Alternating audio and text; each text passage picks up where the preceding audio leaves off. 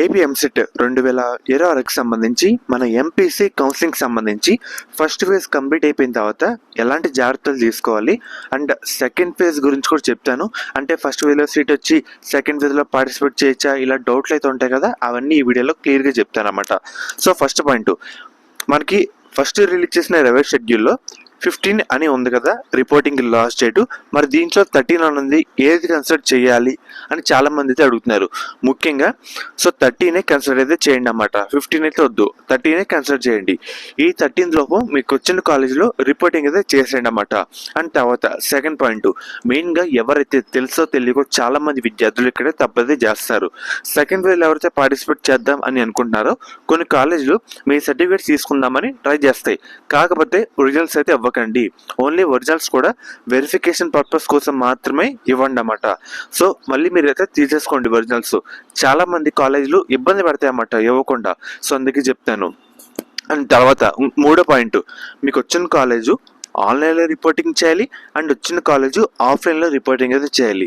And తర్వాత 4వ point విషయానికి వస్తే కనుక, ఎవరికైతే ఒక బెస్ట్ కాలేజీలో ఫస్ట్ ఫేజ్లో సీట్ వచ్చిందో సెకండ్ ఫేజ్లో ట్రై చేద్దాం మళ్ళీ అనుకుంటున్నారో, ఫస్ట్ ఫేజ్లో రిపోర్టింగ్ చేసి సెకండ్ ఫేజ్లో ట్రై చేయండి. అది కూడా మీరు ఏదైతే అనుకుంటున్నారో అదొక్కటే పడ్డానికి అయితే ట్రై చేయండి అన్నమాట.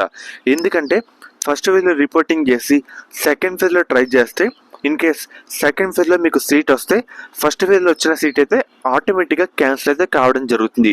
అందుకే చెప్తాను. అండ్ దట్టు మనకి ఫస్ట్ ఫేజ్లోనే దాదాపు అన్ని సీట్లు అయితే ఫిల్ అయితే కావడం జరిగింది. మీకు ఒక మంచి బ్రాంచ్ అంటూ వచ్చుంటే, లేదంటే ఒక మంచి కాలేజ్ అంటూ వచ్చుంటే ఫస్ట్ ఫేజ్లో రిపోర్టింగ్ అయితే చేయండి. సెకండ్ ఫేజ్లో ఏదైతే జాయిన్ అవుదాం, ఏదైతే పెడదాం అని అనుకుంటున్నారో అదొక్కటైతే పెట్టండి అన్నమాట.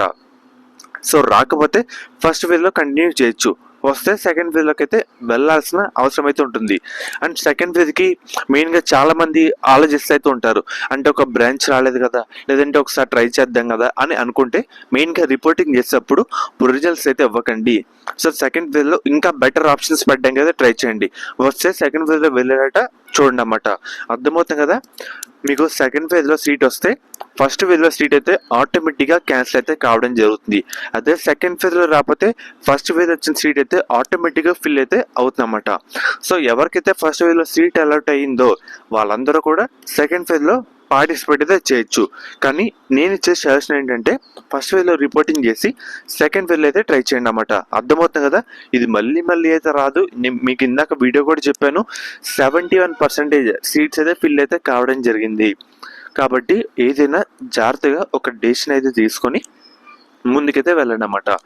అండ్ మెయిన్గా మనకి సెకండ్ ఫేజ్లో పార్టిసిపేట్ చేసిన విద్యార్థులు మెయిన్గా ఒకసారి చూసుకోండి, ఏంటి మనకి సర్టిఫికేట్స్ ఇచ్చారా లేదా అన్ని క్రాస్ చెక్ చేసుకొని మీరు వెళ్ళే కాలేజ్లో కూడా ఇలా మార్చి చెప్పండి. జస్ట్ ఇలాగా జిరాక్స్ అయితే మీకు ఇస్తున్నాము, సెకండ్ ఫేజ్లో పార్టిసిపేట్ చేస్తాము, వస్తే దానికి వెళ్ళిపోతాం, లేదంటే దీంట్లో కంటిన్యూ అవుతామని ముందే ఒక క్లారిటీగా చెప్పి అయితే పెట్టుకుంటామట. సో ఫర్దర్ మీరు ఇబ్బంది పడకుండా అయితే ఉంటారు. ఎందుకంటే కొన్ని కాలేజీలు సర్టిఫికేట్స్ తీసుకొని రిటర్న్ అవ్వడానికి ఇబ్బందులు అయితే పడతాయి అన్నమాట. ఇంత ఫీజు కట్టాలి అని ఇబ్బందులు అయితే పడతాయి. అందుకే చెప్తాను, ఒరిజినల్స్ అయితే ఇవ్వకండి, జిరాక్స్ అయితే ఇవ్వండి.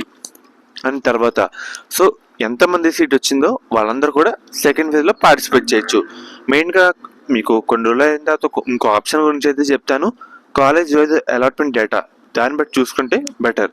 సో ఫ్రెండ్స్, ఇది ఈరోజు వీడియో. ఫర్దర్ మీకు ఎటువంటి అప్డేట్ వచ్చినా అప్డేట్ అయితే చేయడం జరుగుతుంది. మెయిన్గా ఎవరైతే ఇప్పుడు ఇంటర్ సెకండ్ ఇయర్ బైపీసీ విద్యార్థులు ఉన్నారో మనకి ఎంసెట్ ఎగ్జామ్ కంప్లీట్ అయిపోయిన తర్వాత మన ఎంసెట్ బైపీసీ కౌన్సిలింగ్ అయితే స్టార్ట్ అయితే కావడం జరుగుతుంది. మెయిన్గా స్టార్ట్ అయ్యే ముందు మీ అందరికీ ఒక one of the best college గురించి అయితే చెప్తాను. అది కూడా మనకి శాస్త్ర కాలేజ్ అన్నమాట. ఈ కాలేజ్ కూడా మనకి నెల్లూరులో అయితే ఉంది. వీళ్ళు ప్రొవైడ్ చేసే కోర్సుల విషయానికి వస్తే కనుక మనకి బీఫార్మసీ, ఫార్మాడీ, నర్సింగ్, ఫిజియోథెరపీ. మెయిన్గా వీళ్ళు ప్రొవైడ్ చేసే మెయిన్ స్పెషాలిటీ ఏంటంటే మన ఏపీ స్టేట్లో చూసుకుంటే 2-3 ఉమెన్స్ కాలేజీలు అయితే ఉన్నాయి. సో వాటిలో ఇది one of the best college అని చెప్పచ్చు.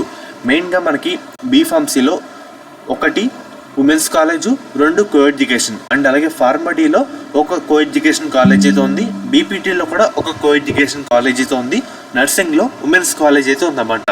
మీకు ఎటువంటి డౌట్ ఉన్నా స్క్రీన్ మీద కనిపించే ఈ నెంబర్కి ఒకసారి కాంటాక్ట్ అయితే అవ్వండి. వాళ్ళైతే మిమ్మల్ని డీటెయిల్గా గైడ్ చేస్తారు. ఎలా జాయిన్ అవ్వాలి, మనకి ట్యూషన్ ఫీజు ఎంత, హాస్టల్ ఫీజు ఎంత క్లియర్ కట్గా అయితే చెప్తారు. మనకి ప్లేస్మెంట్ రేట్ కూడా మంచిగా అయితే ఉందన్నమాట.